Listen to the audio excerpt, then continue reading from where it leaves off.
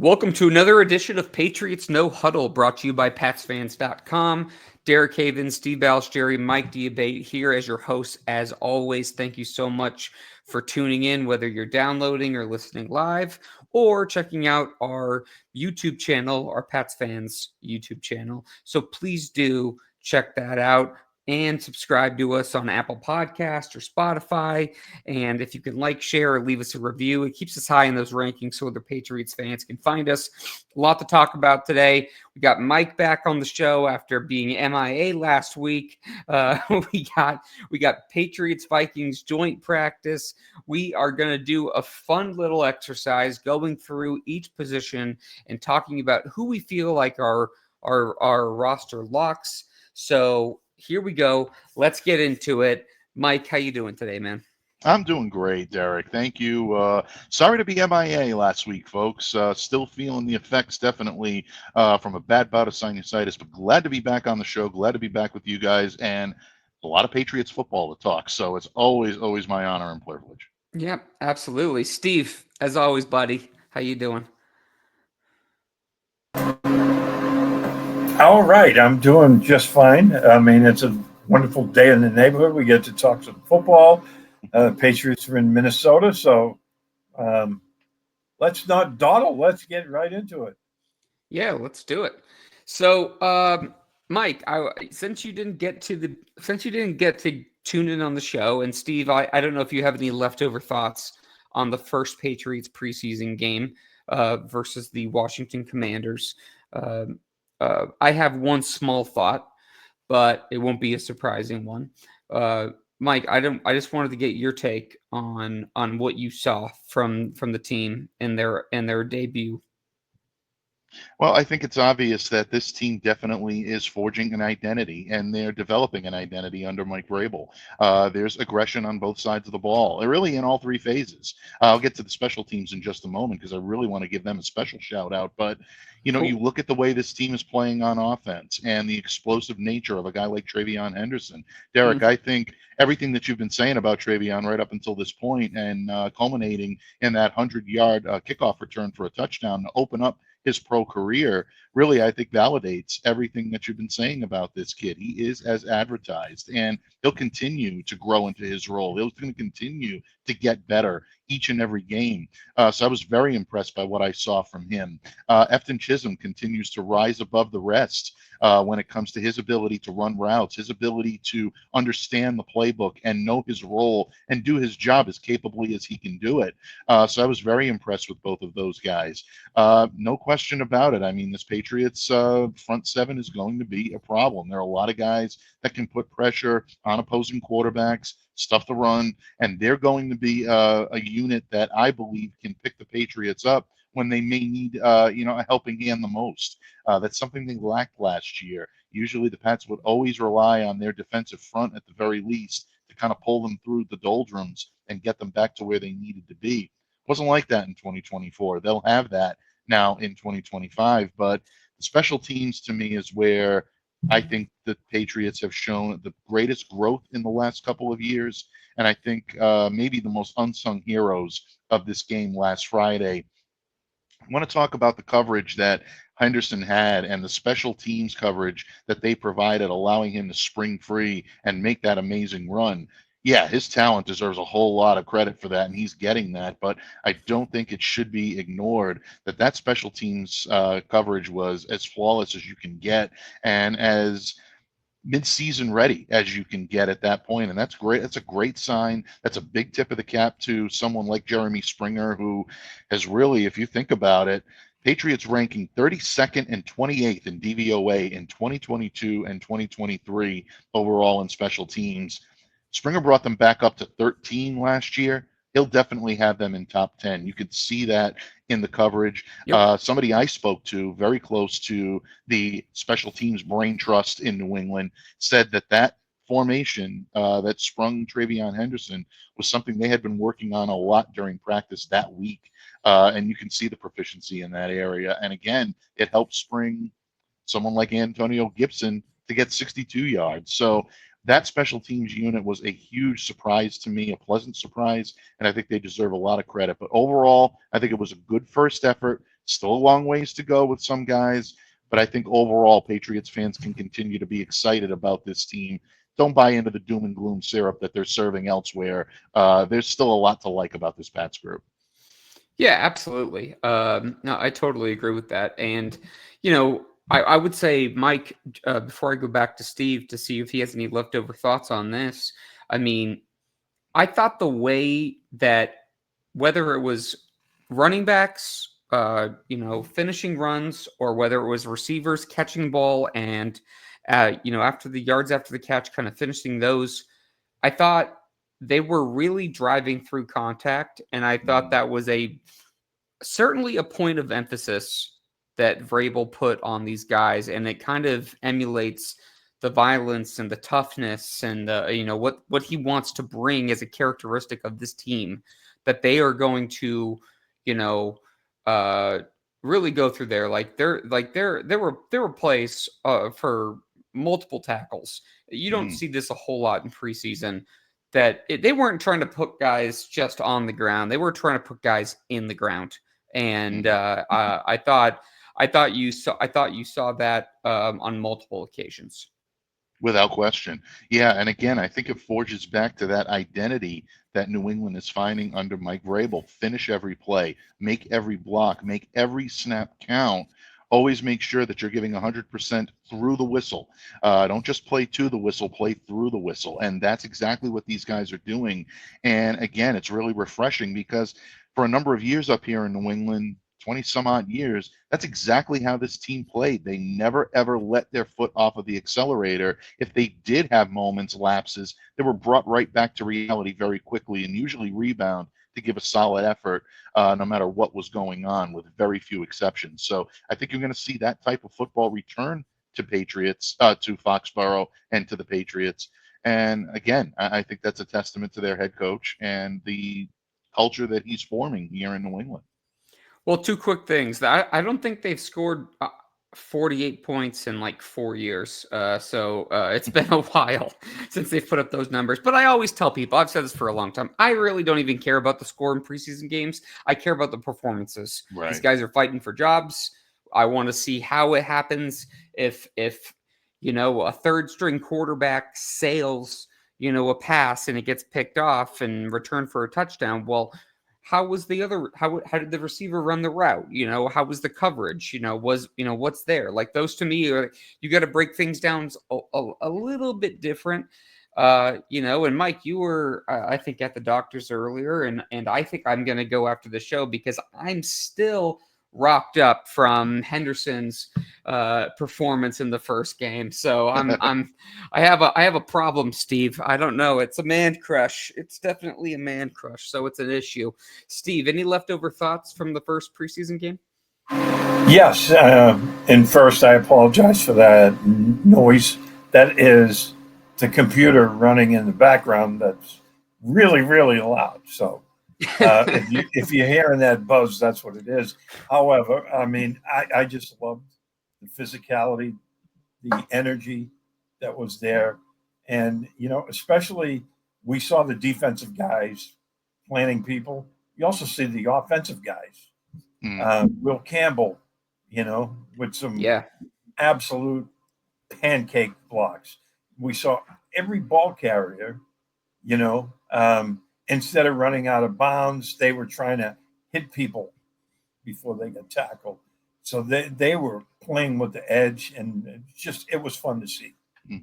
It was fun to see. And guys, it feels, I'm getting a little tired of the narrative, or maybe, I don't know if narrative's the right word, but like, I'm getting a little tired of the storyline of like, let's just throw Gerard Mayo to the wolves here.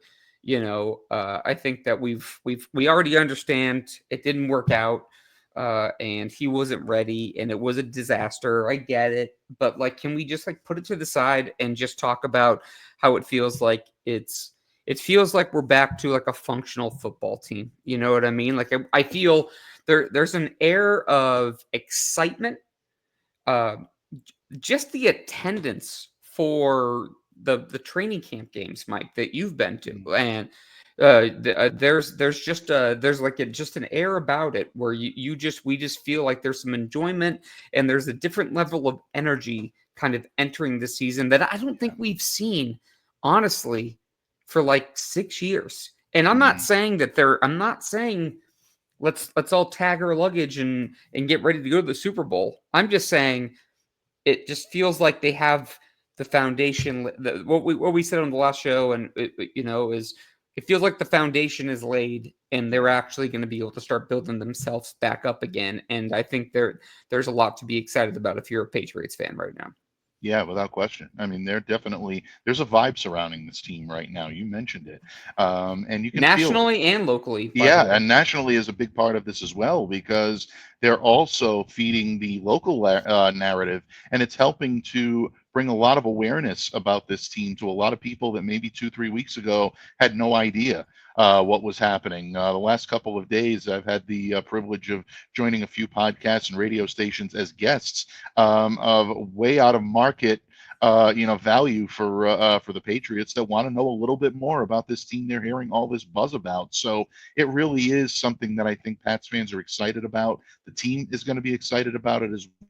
It's going to be up to Mike Vrabel to keep those expectations tempered and to keep everything even keel on his team and make sure that everything levels out. But that extra added amount of attention can be something beneficial if you harness it the right way. And I think the Patriots have the right brain trust in place to do just that. Well, that's an interesting thing that you just brought up, and I didn't mean this. I didn't mean to turn this into a question to both of you, but I'm going to ask you. What do you think the biggest challenge is as a head coach when you have that? When you have a team, you have a lot of new guys, you have a lot of new coaches, you have a lot of young players, and you have guys that were on a team last year that were beaten down a bit, from uh, just from losing. They've won 4 games each of the last 2 years. Hmm. So um, it I just wonder, Mike, what do you think Vrabel's like? How do you think he keeps that on the tracks? Because I do think that's a challenge. You wanna almost boost guys up, but make sure they don't get too high, if Hmm. that makes sense. Because you don't want the confidence to go too high, because it's like you gotta measure them out. What do you think that is? Honestly, I think it's a productivity, or I think productivity. Honestly, I think it's a product of Mike Vrabel's honesty. I think it's his natural ability to describe things. I think it's just his natural personality that comes out that does tend to favor giving compliments, but at the same time, he also is always on his team to know that there are constant ways to improve. You're never at 100%. You're never at your pinnacle. So always try to strive for better. Always try to strive for that next level. That even if it's not possible, you still want to strive for it because it keeps you reaching for something. And I think that's how this team is going to remain humble. You're humble by the company you keep. I think that the camaraderie that we're seeing on the team this year is so much better than we've seen in years past. These guys legitimately enjoy playing alongside one another. Uh, by all accounts and all intents and purposes, they really enjoy playing under Mike Vrabel. Getting a chance to hear a lot of the Patriots describe what it felt like for Mike to jump into the fray and really get in there in an environment that he was found himself in several times as a player. Getting in that scrum that happened last week between the Patriots and the Commanders in Gillette during joint practices, I think really spoke to this team. And I think it really let them know that Mike is a guy that's going to have their back. And, Mike wasn't in there swinging away at Washington Commanders players or anything like that. He was trying to protect the Washington guys as much as he was trying to protect his own players. But just a coach with that type of passion is infectious. And it's something that permeates through every player in that locker room. So if Vrabel is trying to keep them humble, if he's trying to keep everything even keel, my advice to him would be just keep doing what you're doing because it seems to be having that effect. Every Patriot you hear always acknowledges the need to get better and the desire to get better. And they don't seem frustrated or put out by that. They really do believe that Mike Vrabel is challenging them to be at their best. And as long as they believe there's better football left in them, this team is going to continue to strive for better each and every week. So to me, I think it really begins and ends with Vrabel's personality and his hold on the team. And so far, I think he's done a good job. I totally agree with that. I think the way he talks directly and confidently, and then he follows up what he says with action is so important. I think that he made it an emphasis for the players to have like their family feel comfortable around the facility, and he wants guys to have fun, but he wants them to have fun as long as they're doing what they need to do. You know, Right. are you lifting? Are you rehabbing? How are you practicing? Are you playing? Absolutely. Don't screw up off the field. You saw it in the first Forged in Foxborough episode. Uh, get off your phones, take your hoodie off. It's time to lock. He basically was like, guys, when it's time to lock in, lock in. But when we can go ahead and let it breathe, you could see that. And, Will Compton and Taylor Lewan, former linebacker and offensive right tackle, respectively, have a podcast called Bussin' with the Boys. And they both played under Vrabel, and Vrabel was on there. It was a really good episode. If anyone wants to check that out, I would like to plug that. It was good. It shows Vrabel's personality. He's always been a ball buster since the time he was a player, but he is down to he's okay to let guys have fun, but he wants structure, he wants performance, he wants discipline, and that has shined through. There's no doubt. I mean, we saw it in the opening press conference, Mike, where it was like, he wants violence, he wants toughness, he wants smart, efficient football, and he wasn't fired from Tennessee because he was a bad coach. He was fired from Tennessee because he had a bad relationship with ownership. He disagreed with the GM, especially with the A.J. Brown trade, and also because he didn't have any quarterback play. So it seems like ownership loves him, and him and Elliott Wolf seem to have a good relationship. And if I have very strong belief that if Elliott Wolf and Vrabel ever disagree, it's going to be on Vrabel to make the ultimate call. And I have full confidence in Drake May to be the franchise quarterback. So I think he has all the foundation here to go ahead and do what he set forth the first time. I know Steve will be back soon. I don't want to start the roster breakdown with like locks and that whole discussion just yet. So we are recording this right now. We started recording right around 2:40 p.m. Eastern on August 13th. The Patriots are currently practicing in Minnesota with the first of two practices, both on Wednesday and Thursday with the Vikings. And then Friday, they're off, and Saturday we have the game. So, in these practices, Mike, we've both been to them.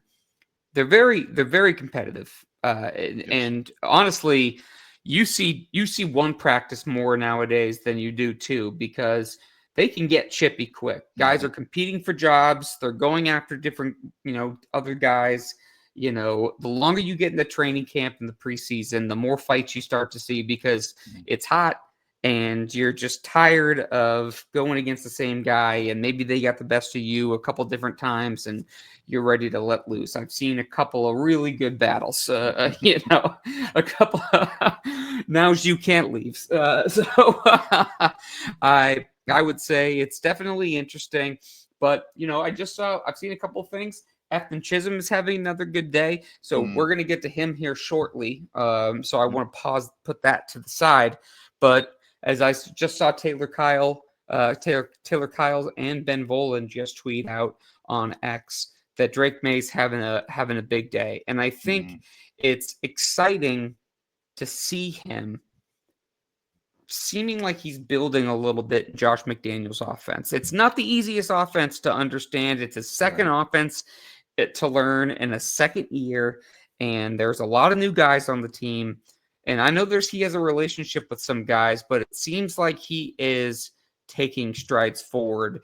He did have the fumble in the preseason game, right, which which is definitely an issue. Like that is, to me, the biggest thing that I'm worried about with him. But he does seem like he's progressing forward. Mhm. Oh, without any question. And I'm glad that he has come out and had a big game, or a big day, I should say, in joint practice. It's not a game yet, because since last week's joint practice, since last week's preseason game against the Commanders, definitely, we've been hearing a little bit of the erosion in enthusiasm when it comes to describing Drake May. Obviously, the fumble was a big topic of conversation. I mean, these things happen in a preseason setting, and I think a lot of it is much ado about nothing. But, Mike was very candid after the game and said, it was a bad decision. Our quarterback knows that. He's got to be better. When you are the quarterback of an NFL football team, you are going to get the lion's share of the credit, and you're going to get the lion's share of the blame, and the spotlight is going to be brightest on you. So everything you do is going to be magnified. One thing that I think Patriots fans can really hang their hat on when it comes to Drake May is he's not going to let that spotlight get too bright. He is going to be able to deflect it because he does have that personality. He's not going to dwell on the negatives or fall into quicksand when things start to go wrong, and then all of a sudden another thing goes wrong, and another and another and another. That's not going to happen with Drake May. Drake is going to be very deliberate about knowing what he did, inquiring with his coaching staff about how to fix it, and then going back out onto the field and actually playing well and doing what he needs to do to avoid those mistakes in the future. We saw it on Friday night. He made a mistake. He made the fumble. Gets right back in there, and naturally leads his team on the scoring drive, and that capped, with a touchdown run that he made himself. So Drake is always going to learn that way, and for him to do this against a Minnesota secondary that I know can be had, but an overall Minnesota defense that is a professional level defense, and those guys can play. They've got some good heavy hitters back there. For him to do that is definitely a feather in his cap, and it speaks to the type of relationship he has with his pass catchers that obviously are coming out and playing big time for him. Matt Collins, we heard on Wednesday, had a 50-yard plus touchdown. Stephon Diggs is getting a lot of separation. Yep, had a really nice catch. Yeah, Travion Henderson reportedly broke for another 70-yard bomb to go for the end zone. So these guys are playing well around him, but Drake is setting the tone. And as long as he continues to do that, Patriots will be in position to win games.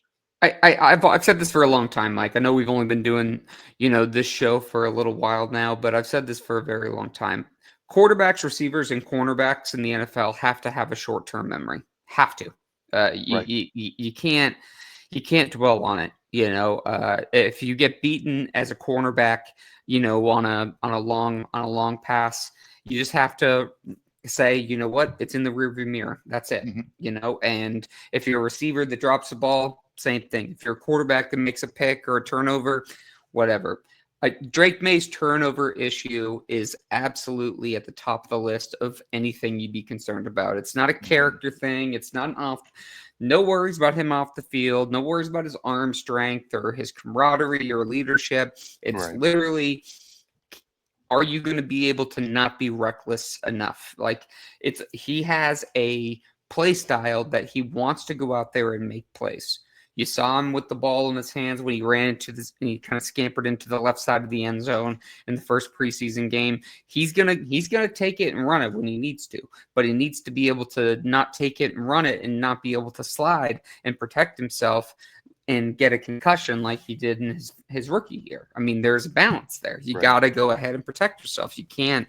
If it's the Super Bowl, okay, maybe you make the decision, but not if it's like the preseason week 1. You really have to go ahead and find that balance there. And I think they are having some good explosiveness, absolutely. And look, the fact that he's having a good day especially against a Brian Flores defense.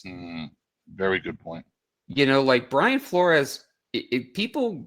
Like he puts people in blenders because his blitz, he blitzes you like crazy, and you listen to any offensive coordinator, any head coach, and they will tell you that the way his blitz schemes work, it makes things just chaotic for offenses. And I mean, you can like run through. I don't care if it's Sean McVay, Andy Reid. I've heard Bill Belichick say it, which is why he loved him so much when he was on the staff. Like, you go through it, and he puts you through the blender there. So that's something that if Drake's having a good day, we'll see. And look, people could sit here listening to the show and say, well, it's just joint practice. Well, I would argue that, and I don't know what your point about this is, or what your what you would think about this, but I would argue that I've been to a lot of joint practices that are more competitive than the preseason games alone. So it's nothing to like sneeze at, that he's having a good day against these guys are all competing for jobs. They're Right. all in the middle of the soup. There's cut downs coming up, and coaches like joint practices a lot. And when eventually it's 2 preseason games, not 3, and that's not an if, it's a when. Coaches talk to each other about what situations they want to put their teams in to test certain things, and so to go ahead and win in those situations, I would argue is bigger than the actual game itself, Mike. Oh yeah, without any question. And I think the temperament and the level at which these guys play is definitely heightened for joint practices, maybe more so than the preseason matchups. Because preseason, you go in, you know that they're going to be limited snaps, and you know that you don't quite know who you're going to be going against, and there's a lot of different ways that those two things can really kind of come together. When you're in joint practices, you're going against these guys in one-on-one drills, and then you're seeing them in 7-on-7 and 11-on-11 settings. So you are getting a little bit more repetition, you're getting a little bit more familiarity with your opponent, and it does lead to, again, you testing yourself in a way that is very similar to how you're going to be tested in a regular season game. It's also why these things tend to get a little chippy at times, like you said earlier. But bottom line, I think it's a great learning tool. And if you are coming out of joint practices having big days, that says a lot about you. It says a lot about how you approach that. It says a lot about your willingness to go in and to play to your competition, no matter what the situation is. And it also, I think, speaks to the readiness of a lot of these players. Look, we're we're one game into the preseason. You got another one coming up on Saturday, and then your third one coming up the following week, and then the regular season is upon you. You're into now the football Thank that God, we're counts. almost there. And at this point, you have to start seeing that emerging. Who is not just a quote unquote camp darling anymore, who is actually capable of making an impact on this team, on this roster from day one, week one. So that's where the Patriots are right now. A lot to like from what you've seen or from what we've seen on the field from day one of joint practices. Looking forward to seeing how they look in day 2 on Thursday. And then ultimately, I think this game coming up on Saturday is going to be a pretty good test for the Patriots. It's a road environment, and they're going to have to see what they can do when they're facing probably more starters this time than they faced last week against Washington. I totally agree with all that, and something you just said about guys like this is we got to find out where they are. We're getting to kind of the peak of where it's kind of a breaking point. Right before Yeah. you go through the water. Like this is it. So we're about to go through and do this exercise. To go through the roster here. Steve, I know how to step out. He'll step in. We might have to just start it without him. Do you have any other thoughts, Mike, or anything else you want to bring up before we jump into this? Well, I know we're probably going to get into like players that are roster locks and things of that nature, but Sure. Derek, I know you've seen, as I've seen, I wrote about it extensively yesterday for Sports Illustrated, Yep. and Great that is article. the buzz surrounding Kyle Duggar. Oh yeah. Obviously, right now, there are a number of different ways in which you can interpret Duggar's future with the team. He's seeing regular action with the twos, with the second team offense. Let's clarify that. Or second team defense. It's an unfamiliar place for him to be because obviously the last few years he's been not only one of the top safeties on this team, but also one of the top defensive backs. He's been the defensive play caller in a lot of regards. That green dot sometimes is on the back of his helmet because he knows the playbook and the field formation so well. It's a little surprising to see that he is getting more regular reps with the second team defense than he is with the initial team. But at the same time, Mike Vrabel took to the podium on Wednesday morning and said that everybody's making the most of their roster, everybody's making the most of their reps. And at the same time, he also said, well, he's had a long off-season recovery, referring to playing through some, obviously the ankle injury, which sidelined him for 4 games last year. So when you look at this, when you look at Kyle's, I was very curious to find out what you and Steve had to think about the situation with Kyle Duggar. I happen to think it might be about a 50-50 split right now, and it's at a very precarious point where it could go in one way, it could go in the other, but I don't know. I'm just not ready to write his epitaph here just yet. I have a hot take for you. Maybe it's not a hot take. I don't know. I think would you agree? This is a yes or no question. Mm-hmm. Would you agree that every year you have a surprise to make the roster and to have a roster cut? For the most part, I'd say that's an accurate statement. Some a little more prominent than others, but yeah, I think there's always an element of surprise with someone that gets cut that you don't expect, and maybe someone that makes the team that you didn't expect to make it either. So yeah, I would agree with that statement. And I'm starting to think that Kendrick Bourne and Kyle Duggar are going to be the roster cuts this year that surprise people. Well, if you look at the way they're being utilized on the field right now, obviously Kendrick's fighting hurt too. He's fighting which isn't going to help him. Exactly, it's not going to help him, and unless he does get back on the field or unless he's placed on a list or whatever, I don't know how severe that injury is. We're getting indications that probably isn't the case, but you never know. Things have a tendency to change very quickly. Yeah, I mean, to me, I think it could be a sign or a harbinger of things to come, or it could simply be a way of trying to extract what you need out of Kyle Duggar in order to have him fit into this system that Mike Vrabel and Terrell Williams are putting through. Right now, it's an aggressive style. It's more of an attack style defense than we've seen in a number of years. And on paper, you look at that and you say, okay, well, yeah, that should be right up Kyle Duggar's alley. He's a hard hitter. He's a guy that knows how to get out there. He's physical. He's tough. He's a strong safety. He's played the strong before. He's capable of doing that. But sometimes even a square peg fitting into a square hole can be a very difficult fit. I think it's more about custom fit at this time in terms of the defense and in terms of what he's capable of doing here. There is no question to me about this guy's skill set. No question to me about his football IQ, and certainly, and if you listen to Mike Vrabel's comments from Monday, anybody talking about this guy's effort clearly does not know what they're talking about. I think he is giving 110% every time he's out there. If it is going to be a casualty, a roster casualty, it's simply because he didn't quite fit the mold of what Mike and Terrell are looking for in this defense. I agree. I agree with that. I would also, for both guys that I mentioned, I also think there's an argument to be made that I think, again, I'm going to use the same phrase that I used when I was talking about Vrabel and the coaching staff. I think that with the roster, and this is just a thought. This is not something that I know, obviously, or something that's been said.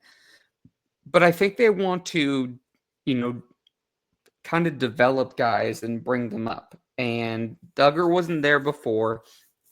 And Kendrick wasn't here before, and I'm not saying they're bad guys. Kendrick's a great energy guy. I know he's a fan favorite. He seems like a really fun guy to hang around with. He is. I'm not saying anything but like if they're deciding between cutting Kendrick Bourne and having Efton Chisholm on, that's where I'm like, he's going to have to go. There's not room for both of them. Like there's just not. And we're going to go through that here in just a second. And then, with Kyle Duggar, it's like, okay, I think Peppers is making this roster. Craig Woodson's making this roster. Mm-hmm. Brendan Schooler is a safety technically, but I call him a special teamer. I can see Kyle Duggar making it, but someone like Del Pettis played really good last year. Yeah. at the end of the year. Like, good for what he was expected to be. Like, he's an NFL. He's worthy of an NFL roster spot, given his performance last year. But like Jalen Hawkins made plays the other night. Yeah, he Like did. Jalen Hawkins has had a good camp. So like, do they just like if they go with if they well we should honestly just table this just because we're gonna butcher going through the organization of this whole thing, but honestly, like those two guys, I think are some of the guys that are going to be fighting for their lives here, and health's going to be a factor, and I think money for both of them is a factor. And Miguel, if you're listening, if you could tell me the dead money for both Kyle Duggar and Kendrick Bourne, I would appreciate you. Thank you very much. Well, I don't have Kendrick's numbers in front of me. I'll definitely defer to my good friend, the Pats cap himself, to lend that to you, my friend, when he has the opportunity. But also had the great fortune of absorbing some of Miguel's wisdom and counsel recently. And with Kyle, it's interesting. He's got the second highest salary cap hit at approximately $15.3 million on the books right now. If the Patriots decide to cut him, because it's after June 1st, they would incur a $14.25 million dead money hit. They're only going to save just over $1 million against the cap. I believe it's $1.07 million that they'll save against the cap if they cut him. 14 hit is... Yeah, that's a huge hit. So you have to and then you'd have to like trade, and then you have to like, if you could like trade him even for like a late round pick, Well, if they trade him, that's a much more palatable situation. If they do trade him, the Patriots would not only recoup some tangible capital, which they obviously would like to, in exchange for someone like a Kyle Duggar, who they've named a team captain and has been a mainstay in their defense for a number of years. They'll gain $10.67 million in cap savings, and they'll only part with $4.5 million in dead money. So if they're looking to unload Kyle, that is a situation I could see happening a little bit more than an outright cut.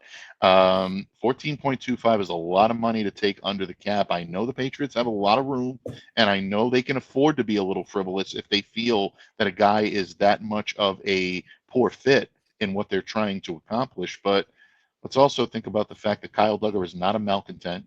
He's not someone who has had... He's a solid player. He just had a bad year, and he's paid a lot of money, and it's a new regime. Right. So you just have to consider those factors. I mean, that's all I'm saying. It's not against him. It's not against Kendrick Bourne. For Kendrick Bourne, it's a simple numbers game. It's just it's just what do you have, and then we're going to get into all that right now. And I'm glad you were able to provide that information. That is a whopping number.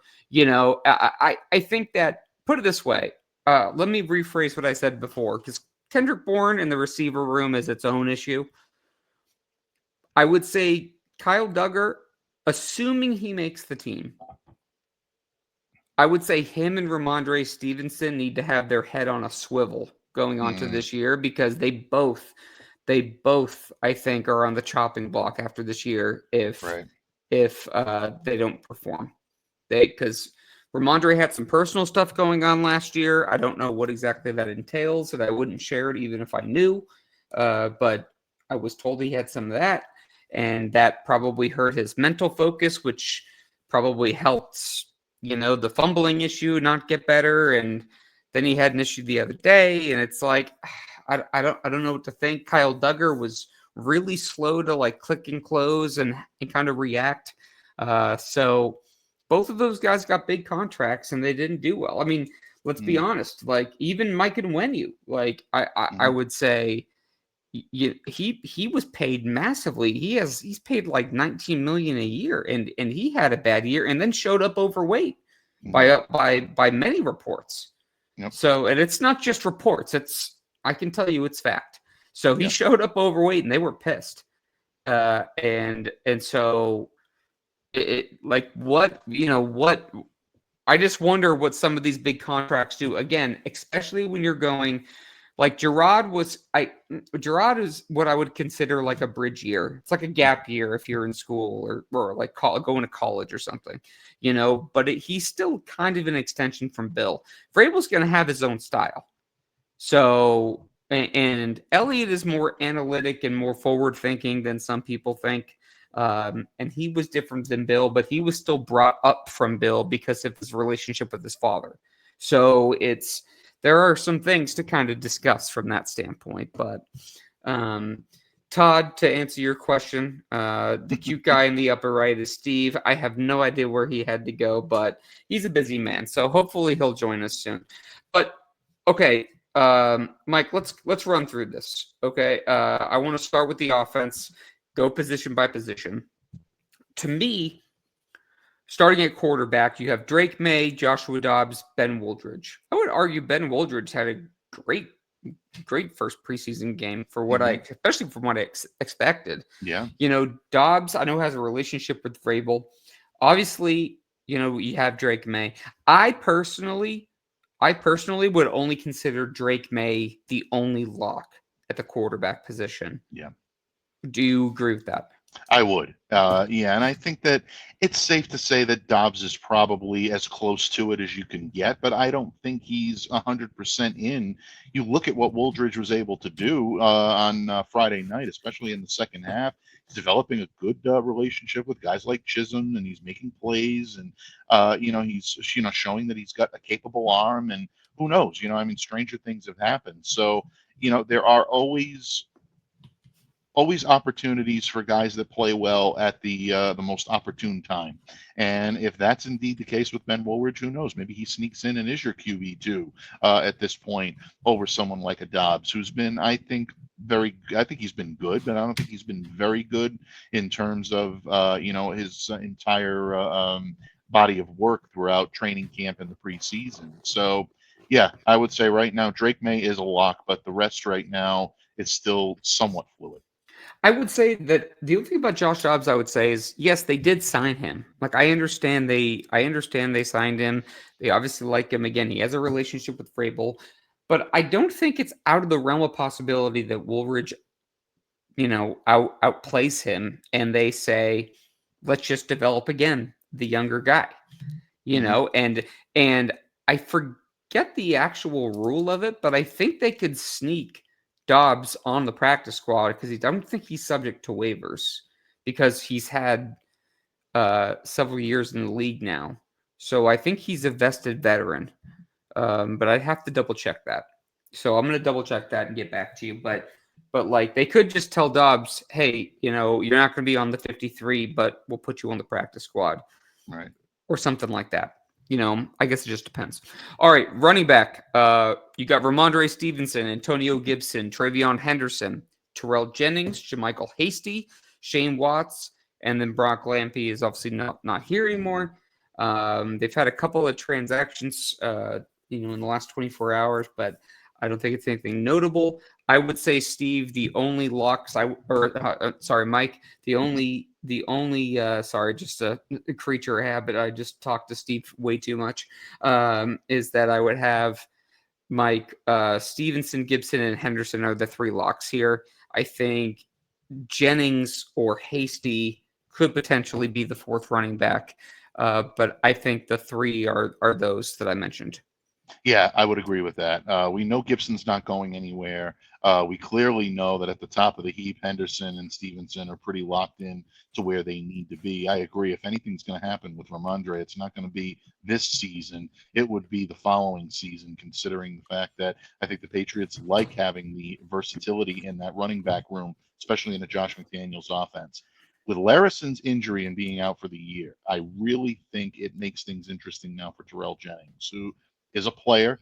He's a baller. Yep. He was out there on Friday. I thought he did a very good job. Really, I think held his own, considering that a lot of the guys around him were putting on a running back clinic. Ramondre Stevenson was blocking the way you want to see a lead runner block when he has the opportunity. Travion Henderson was showcasing how much of an explosive weapon he can be in this offense. Antonio Gibson showing, hey, you know what? I can do it too. I can rip for a 62-yard, kickoff return and be someone you can rely on there. But I thought Jennings did a very good job of kind of holding his own a little bit.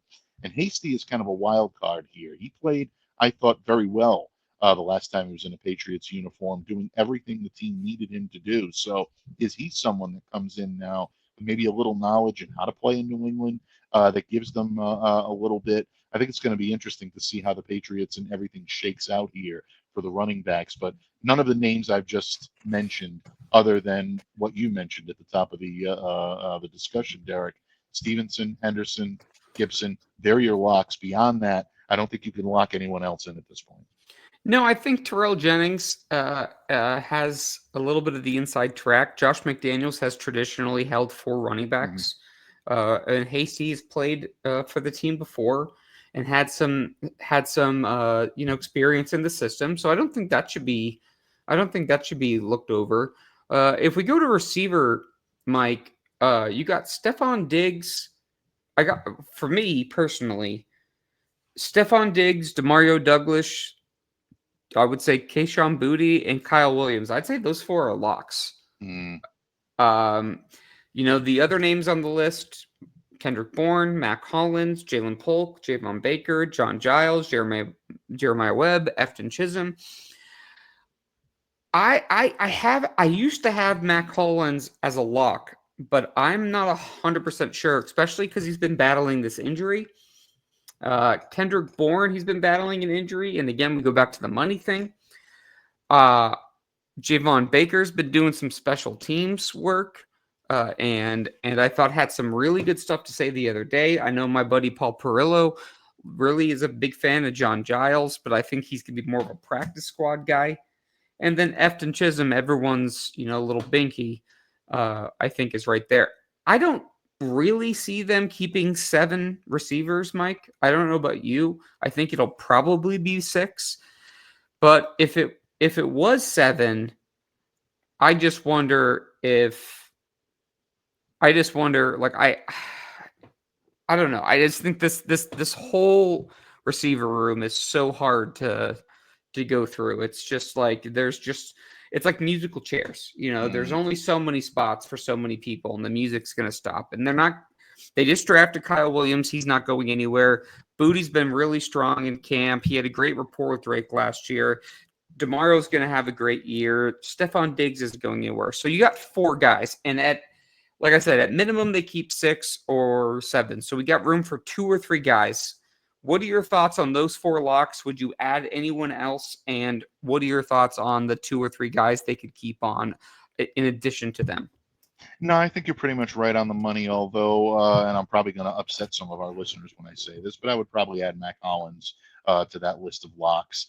I think by nature of the way they brought him in this year and how he's played. Obviously, injury being the great equalizer, and I'm glad that. Well, that's why. That's just. I don't mean to cut you off, but but injury was kind of why I didn't include him in the lock list. Yeah, understandable. But I'll add him on. I mean, I agree with you. If he's healthy, let's just assume he's going to be. Then we'll just assume he's healthy because you agree the same way I do. So then you have 5, I would say, locks for receiver for now. Yeah, exactly. And then if they don't go 7, if they do decide to go 6, which, by the way, I know a lot of our colleagues, I'm one of them, that is making 53-man roster predictions and including 7 receivers. I think a lot of people are surprised by that. But you look at the talent on this team right now and how each of these players has a tendency to be able to fill a unique niche. It's very difficult to cut 2 more guys from this team or to not add 2 more receivers to the list of locks that we've just added. Chisholm continues to make waves. I think he's getting a lot of light on him. Do you take the risk of him not being able to clear waivers and, the Patriots trying to, put him on the practice squad, and then if they've got to put someone on injured reserve, does he make the immediate move? That's a big risk at this point because of all the attention Efton Chisholm is getting. Do you have to put him on that roster and make sure that he's there? Javon Baker is another one right now that has had a very good camp late into the camp stages and into the preseason stage. A name we haven't even really mentioned, Jalen Polk, right now, who continues to have the injury bug. What's going to happen with him? Is he going to be healthy enough to suit up? If he is, has he done enough to earn a roster spot? I think you can say right now the answer to that question is probably no, considering the competition he's been playing against. And you're talking about a second-round pick just 1 year ago. So a lot of questions for the Patriots. But ultimately, I think you've got a guy in Mike Vrabel who's sitting in that coach's seat, and he's not going to let anybody's status, he's not going to let anybody's draft position or contract situation be the deciding factor in terms of who he wants on the team. He's not worried about getting the most high profile or necessarily even the best players. He wants the right ones. He's taking a page out of that Herb Brooks coaching manual. And to be honest with you, I think when you look at what this team has available, it's the best way to manage this squad right now. Yeah, I totally agree with that. And it's gonna be really interesting. I don't want to. This is gonna sound horrible, so I don't know how to articulate this the way I want to, but it'd be almost easier if there was an injury or two. But there's so many names. I mean, I know. like you could literally go 4, 5, 6, 7, 8 receivers on this list. And I think they're going to keep 7. And we'll circle back to that at the very end of the show. I'll have to pick up the pace here a little bit. But they have 8 receivers that I can legitimately see making this team right now. So for tight end, Mike, I have Hunter Henry and Austin Hooper. And that's it. Yeah. Jack Westover, CJ Dupree. I'm not even going to try to pronounce this last name. I'm usually good at it, but Cole Fotheringham. Yes. Jaheim Bell, G. Scott Jr. I think Jack Westover, just like I talked about dark horses that get cut from the team, Mike, I think Jack Westover might have a chance, especially with Brock Lampy getting hurt and put on IR for the year. Jack Westover might be that fullback and that third tight end that they've been looking for. And we'll see if CJ Dupree or Jaheim Bell can do anything. But I think Westover, to me right now, I would say has the inside edge. That's just my opinion. Absolutely. And you're coming from right now the leader of the CJ Dupree fan club, and it hurts for me to say that because I do believe that CJ is the most talented blocker that they have in that room right now. However, he's not a fullback. Westover has the experience of being a fullback type of player, and with Brock now on injured reserve and his year is over, it's going to be difficult for them to replicate that role with anybody but Jack. So, yeah, if they're serious about wanting a guy like that, and from previous experience that Josh McDaniels loves to employ a fullback type on his roster that he can use as a chess piece in a lot of different scenarios, all of a sudden Jack Westover becomes that guy. So, yeah, I don't think you're looking at anybody beyond Hunter Henry and Austin Hooper as being locks right now. G. Scott has had probably the best camp out of anybody not named Hooper or Hunter right now because of his ability to catch the ball. But there's a lot of questions on how the Patriots are going to go. So until we get a clearer picture, and I'd like to see this unit get some more reps in the next couple of preseason games, I think it's wide open right now beyond those two guys. So we go to the offensive line.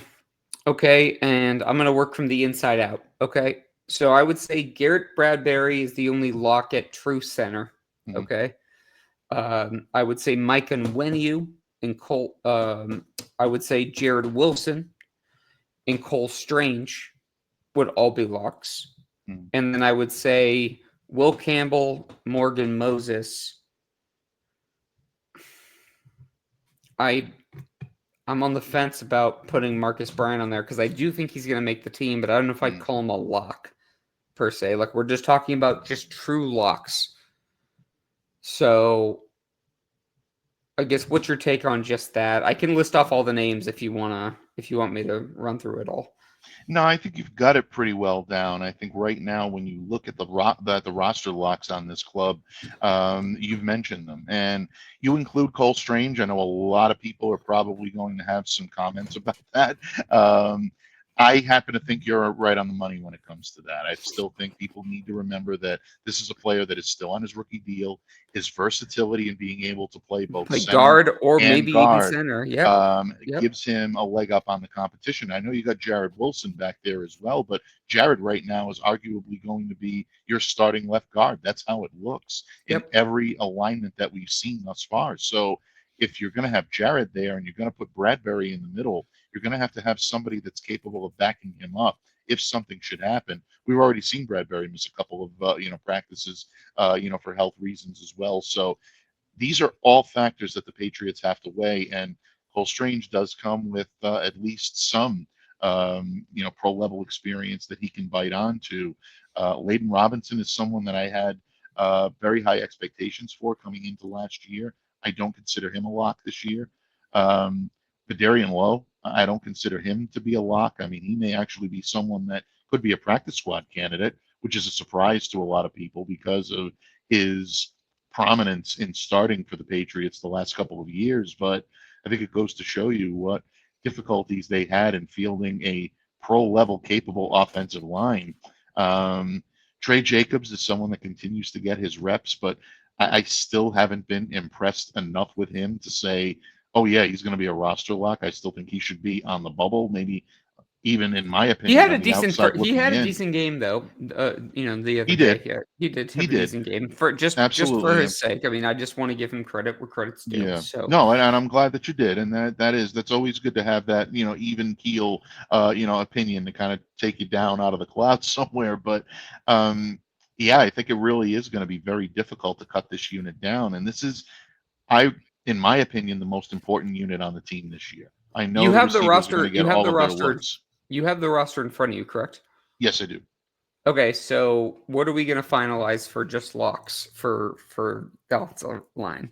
There's a lot because there's a lot of guys here. I mean, and honestly, I think they could keep 9 or 10 of these guys easy. Like I think Marcus Bryant, Badarian Lowe, Caden Wallace, Demontre Jacobs, Jared.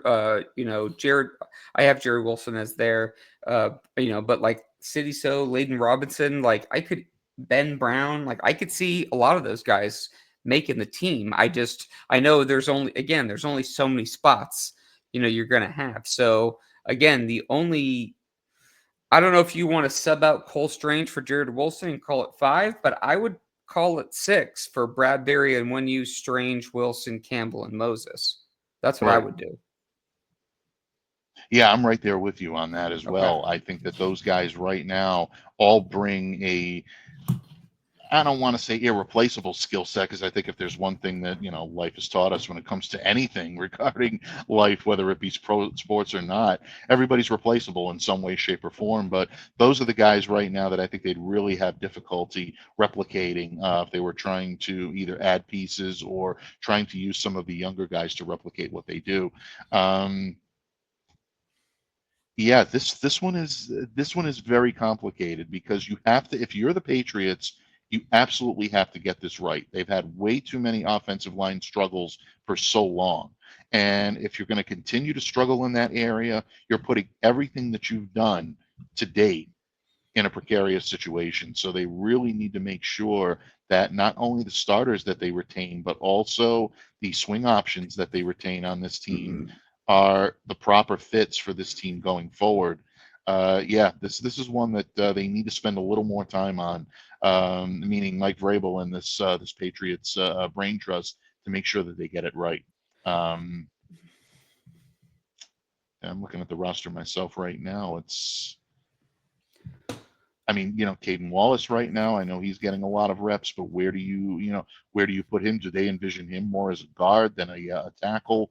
There are a lot of questions right now, I think that need to be answered. Yeah, you got to. I think there's, like I said, we got 6, and they'll probably Let's just break this down in half, and I know we need to pick it up a little bit here, but we only have one quarterback as a lock, but they're going to keep 2. We only Right. have 3 running backs on on the roster as locks, but they're going to be 4. We have 5, but we're thinking maybe even 7. Maybe you have that third tight end there. So that's 3, 10, 14, 16. And then if you went ahead and had 8 or 9 offensive linemen, that would make a lot of sense because usually it's 24, 25 because your 4 specialists, again, I'm counting Schooler in that, is Schooler, the long snapper, the kicker, the punter. So you have 4 of those guys there. So it's either 24 or 25, usually in offense and defense. It's usually not too lopsided, Right. So they're going to have to pick between some of these guys what they want to do. I mean, for all I know, they're not going to have a fullback, Mike, because maybe they just want to do the pony package and just do the 2 running backs on left and right justified of Drake May, and he's in the shotgun, and they use Marcus Bryan as like the third tight end. For all I know, you know what I mean? Yep, So, absolutely. They very well could. And look, Brock Lampy's injury could have helped to tip their hand in that regard. Maybe Josh wanted to go in with Brock playing that type of, James Devlin, type role that we haven't seen here in a number of years. Maybe his injury said, okay, well, we'll shelve that for 1 year. And then when Brock's healthy next year, we'll see what it looks like and try to go with it in year 2 under Josh McDaniels and under Mike Vrabel. So, yeah, there's a lot of different ways to go. City So right now is a name we haven't mentioned an awful lot of. I had him included. City So's right there. I had him included in my previous 53-man roster, because I believe that maybe Josh might want one of those more, beefy type, bigger type linemen that he's used to coaching. And that's what Vrabel usually likes to do. Yeah, exactly. And so, I wouldn't again. I'm not the guys that we're not just so we like everyone's understanding. Like the guys that we're not listing as quote unquote locks doesn't mean that we're casting some of these guys aside. Like to me, I would have City So on the 53-man right now. Yeah, but I'm not going to call him a lock. Exactly. So, I wouldn't call him a lock either, but I would pencil him in. I would number 2 pencil him in, but I would write in Sharpie some of these other guys that we're talking about. That's basically the exercise. No, you're right. You and I can both go long-winded, so I want to kind of fly through the defense, and we can always circle back to this when Steve gets back on, because I know he wanted to talk about this, but he is being detained. Defensive line. We're going to do defensive line, linebackers, defensive backs.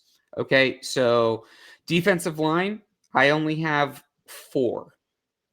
I have Keon White, Milton Williams, Christian Barmore, and Joshua Farmer. Farmer, I was kind of conflicted on even calling him a lock because he was, a mid-round pick, and I thought about putting Tonga on there. I do like Jeremiah Farms as well. I don't know where you stand on this, but to me, I feel really strong at least with White, Williams, and Barmore. Oh, absolutely. Yeah, I think you're on the money here. And again, Farmer, if you're going to go with him as the roster lock, I can't necessarily say I disagree with it because on every 53-man roster prediction that I've been filling out lately and trying to get the one that I want to, go with within the next, few days or so, I would probably put Farmer on that list. I would say Tonga's pretty close at this point. I know. You know what? You're almost he's been utilized, and watching him out on the field and seeing what he's been able to do, and he's been holding up very well in one-on-one situations. I'd probably say he's close, but if you want to say likely but not a roster lock, I can't argue with that. I'd probably put him in as a lock because he's been used quite heavily with the first team defense throughout the training camp practices that I've been to. I would say I think for just this exercise purpose, and this is just my thought, I think we should take Farmer off because I think Farmer and Tonga are right there on the cusp. I put Farmer in there, but the more I think about it, I know I know that unless there's an injury, Barmore, White, and Williams are making this team. Right. So I think we should just go with 3 for now. And then because my whole thing is that I just want to see how many roster spots we think are really up for grabs. know, at this point in time. Yeah. So linebacker. Okay. Robert Spillane, I Mhm. have as a lock. I have Christian Ellis as a lock. Mm-hmm. I have Jack Gibbons as a lock. I have Harold Landry as a lock. And I have Kayvon Chisholm as a lock. Mm-hmm. Now, I would say Anthony Jennings, both Steve and I like. I don't know if he's a fit in this system. Braden Swinson I'm really intrigued with, but I think I can't call him a lock. You know, he could be a practice squad guy. Jelani Tavai, totally up in the air. So to me, I have 5 linebackers. Again, Spillane, Gibbons, Ellis, Chason, Landry. Right. Thoughts on that? Yeah, those are my locks as well. As much as I love Marte Mapu, I can't put him as a lock right now. Yep. There's been too much inconsistency, and maybe you can make the argument that the Patriots feel they can replicate that type of skill set with other players. Jennings right now looks to be a fish out of water. Him playing very deeply into Friday night's game was not the best of signs for Anthony. I'm not saying it's a death knell. There's still a chance that he rebounds, practices well the next couple of days, really puts his best foot forward against the Vikings, and maybe he gains himself some indulgence there.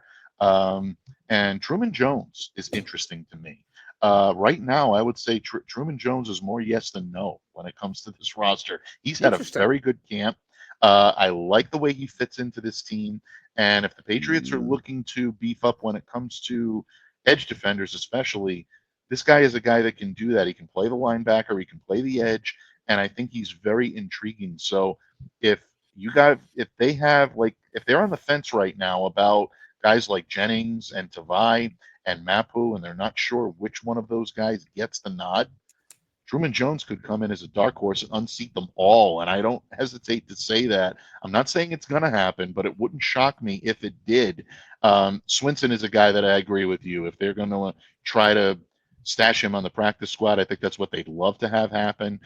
Maybe, who knows, maybe he's another player that teams are out there salivating for, and the Patriots say, you know what, we're not going to take any chances. We're going to put him on the 53. That wouldn't shock me either. But the ones that you mentioned to me clearly are the roster locks. I don't think anybody else that we've mentioned could consider themselves a lock at this point. Yeah, no, I can't see it either. I'm just. This is always interesting. These are the scenarios where I'd love to be a fly on the wall when Vrabel and Wolf are having these conversations. Yeah, exactly. Kind of going through it. Like I'd sell my soul to be in those rooms. So, but let's go to defensive back. Let's go to corners first, and then we'll go to safeties and special teams, and then wrap this thing up here. Cornerbacks. I have 4 locks. I have Gonzalez, Carlton Davis, Alex Austin, Marcus Jones as locks. Right. And I think DJ James is going to be the 5th cornerback. I think they're going to keep 5, but I'm not going to call him a lock at this point. Full agreement. Really, I don't have much to add to that other than to say that initially I thought maybe Isaiah Bolden would be the guy that would kind of challenge for that 5th spot. Then during training camp, I started to see that Marcellus Dial was really the guy that they were targeting in that regard. Marcellus, really tough break there with him going down with the season-ending injury. DJ James has been a very, very bright spot for this club and very unexpected. He's kind of come out of nowhere. He really has, and he's been playing well. Again, there were injury, concerns there. Does he still have injury concerns heading into this weekend's game? We'll keep an eye on that. And I want to give a tip of the cap to 2 guys, Brandon Crossley and Kobe Minor, who have been playing very well throughout the course of the last couple of weeks, really kind of putting that press on. If they can somehow find a way to keep these guys hidden and stash them on the practice squad, those are 2 players that I would watch very closely. If they have any type of injury to any of the 5 that we've mentioned, they can come in and they can play at the pro level. Very impressed with those 2 gentlemen. Yeah, I think Bolden, Crossley, and Minor all are in the conversation for practice squad stashing. There's only 15 guys. I think they're going to stash one of the kickers, which we'll get to shortly. Like I think they're going to stash a safety, which I'll get here shortly. But you only have, I think, 15 spots at this point, so you Right. got to make a decision. You're probably going to have a third emergency quarterback on there. You're going to have probably one or two receivers, probably a couple offensive and defensive linemen. So there's only so many spots to go around. Right.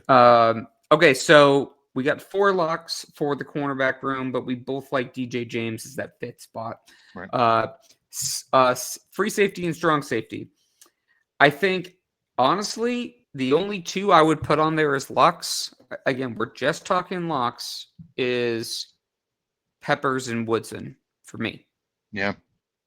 I think Jalen Hawkins, again, I really like. I hope they keep him around. Marcus Epps, I know they signed him, but it's a very low money deal. He's coming off injury. Marte Mapu, whether you want to consider him a safety or a linebacker, I don't see how you could put him in there in either category. Right. And I like Del Pettis. I'd like to he's the guy I'd put on the practice squad from this position, because I think that he's flashed a little bit, but I wouldn't call him a lock either. And I'm not putting Kyle Duggar in there. Like, do I think Kyle Duggar's gonna make the roster? Yes. But would I put him, in this category? No. So it's just Peppers and Woodson for me, Mike. Yeah, I would agree with you. I think Peppers and Woodson right now are the only 2 that are roster locks. Look, if the Patriots decide not to trade Kyle Duggar, do you look at him as being a potential cut candidate? It's tough considering the money we discussed earlier. But again, you Right. mentioned the fact that this organization is not really making those decisions based purely on a cap situation or based purely on financials. They're going to do what they feel is best for the team. And if they feel that incurring that $14.25 million cap hit is what's best for the team on the field, yeah, I think they're going to do it. That's the way Mike Vrabel operates. So he can't be safe right now. And who would have thought that we'd be sitting here talking about Kyle Duggar's position on this team being precarious this deep into training camp? But yet here we are. Del Pettis is a guy I would love to put on this team. I believe he deserves every bit of consideration to be a roster lock, but you can't based on the competition he's playing against right now. Jalen Hawkins has looked excellent. He's been repping with the ones with the first team unit the last couple of days. So is that an indication that he's getting a chance to earn his spot? Josh Minkins is someone that I think a lot of people overlook, but he's been playing extremely hard over the course of the last couple of weeks or so. Jordan Polk the same way. Do these guys make it on as practice squad? Do they make it to the practice squad and not make it onto the 53? All of this challenges what a lot of people believed was a group that really wasn't going to have too many question marks surrounding it. And right now, the safety battle is as hotly contested as anyone right now. We haven't even mentioned Marcus Epps, who was signed as a free agent this year, coming over from the Raiders. And a lot of people believed he was going to be a key contributor in that safety room this year, and it hasn't worked out that way. So, yeah, unless your name is Peppers or unless your name is Woodson right now, yeah, I don't think you're a roster lock, and that includes Kyle Duggar. Yeah, I think that Epps, I think Woodson will be on the roster, but I think as long as Epps is healthy, I still think he'll be in that group. Again, we're talking about locks versus not just on the team. So I think that needs to be, kind of, discussed. I mean, Bryce Behringer is going to be the punter, Julian Ashby, the long snapper, Right. Brendan Schooler, I didn't have in the safety group, but that's because I had him as the core special teamer, kind of like the Matthew Slater position. Okay. And by the way, I want to institute a rule that Brendan Schooler should switch his number to 18, and 18 should be like what they do with like some of the college numbers, where it's always like, like a high character guy or something. And this is like this is our special teamer. Like this is the Slater rule. So I just Right. want to throw that out there. And John Parker Romo had a really good game the other night, and I think him and Andres Borregales is a good competition. But I have Borregales on there. I mean, I don't know. We don't have to really go through it. It's really between the 2 kickers. Again, this is a numbers game, so I would just say there's 4 as special team locks, Yeah. depending on the kicker that they pick. it is what it is. They're not going to keep both kickers on the roster. So the other ones they're probably going to try to slide to the practice squad. That's just the reality of the situation.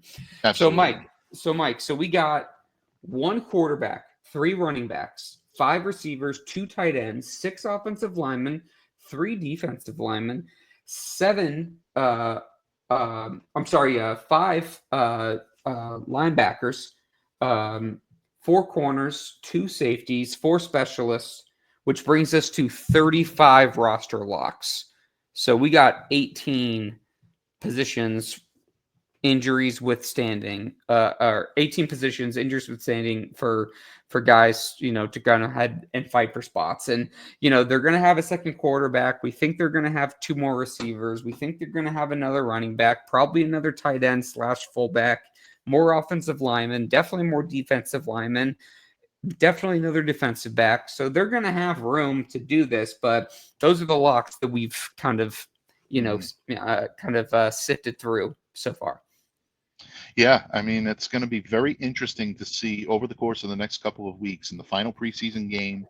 As we sit talking right now, there is still 1 more joint practice to occur with the Minnesota Vikings, and then you have Saturday's preseason game. Patriots will be practicing a little bit, and then at preseason game 3 against the Giants. So that's going to be, I think, a very interesting dynamic between these two, between all of these units, the offense, the defense, the special teams, and then of course heading into final roster cutdowns. What is the team value? Who pops out? Do the players that have performed well up until this point continue to perform well into the final preseason games? We've seen guys have great camps and have early preseason struggles, and that leads to mid preseason struggles, and by the end of the preseason they're limping toward the finish line, and they don't end up getting the actual, roster spot that's needed, and the roster spot that they've been coveting.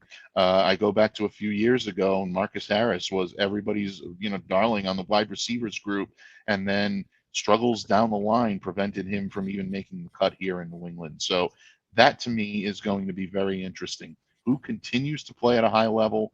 Who may emerge from obscurity and really kind of take everyone by storm? Is it enough to earn a spot, or do they just gain enough over the course of the next few weeks to become practice squad candidates? Yeah, I think it's all open right now. So I'm really, really intrigued by what this team is going to do over the next couple of weeks and how this 53-man roster shakes out. No, I totally agree. I mean, I'm fascinated. We'll hear more news coming out of the joint practices from in Minnesota. It'll always be interesting to see who. You don't want to take too much away from it all the time. Like if what I want to articulate is like, let's say you have like Javon Baker all of a sudden just like goes and starts with the ones, quote unquote, which they really, for people that don't know, like the team really dislikes when like reporters or media members use the term like starters or ones versus twos. But what it is it's tough to kind of go ahead and go through it, but there's a lot of like it's like inside baseball. But you don't want to take too much away from it, but you also want to go ahead and say, okay, Kayshon Boutte is consistently being the 3rd receiver on the field. That's Right. why I included him in a lock. And after what he did last year, like to me, the same 3 receivers on the field for the Patriots starting, with their personnel packages have been Diggs, Douglas, Boutte. They might want to just experiment with one of the young guys, like Polk being in there, or add a 4th or 5th receiver. But if you see them, just once, they might just want to see how they look with the first string, quote unquote, offense versus maybe if you see it consistently, then you start to kind of be like, okay, you're stacking days, you're stacking practices. Now if you're competing in the game and you're having production, now you're really going ahead and you're starting to make people's eyes, Right. and ears perk up a little bit and your eyes pop. So that'll be interesting. Mike, any final thoughts as we wrap this up? No, I think that we've pretty much covered the entire roster, and I know Yeah. our listeners are probably going to have their own, thoughts of players they feel very strongly about. Feel free to let us know, folks. We'd love to hear your feedback. We'd Yes, love to please. hear your thoughts on if we've missed anyone, or if maybe we're selling someone short, or maybe we haven't given enough credit, or we're giving too much credit to some of the players that we've considered locks. All of those opinions are valid here on Patriots No Huddle. You help to make this pod better each and every day by your feedback, good, bad, or indifferent. And before we wrap up, I do want to potentially correct. I'm not completely sure if I referred to the receiver that I called earlier as Marcus Harris or Maurice Harris. It was Maurice.